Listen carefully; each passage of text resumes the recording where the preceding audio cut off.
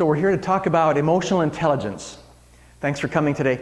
Now, what if learning a few concepts about emotional intelligence could help you be 20 to 30% more productive in your job, in your relationships, in your life?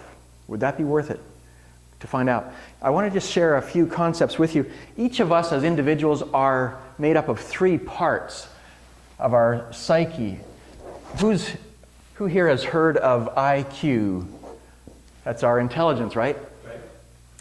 And then there's our PQ, which is our personality quotient.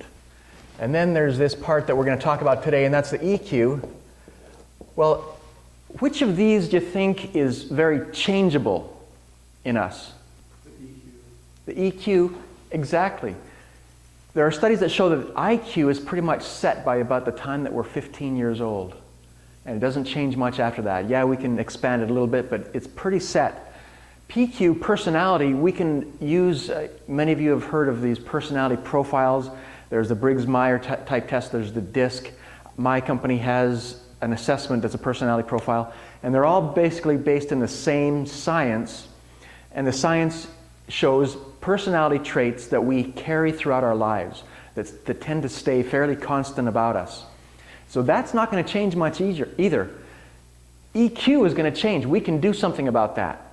Now the interesting thing is that there are studies showing that when you take people who have approximately the same personality traits and IQ and in the same job, the person with the EQ that's higher wins.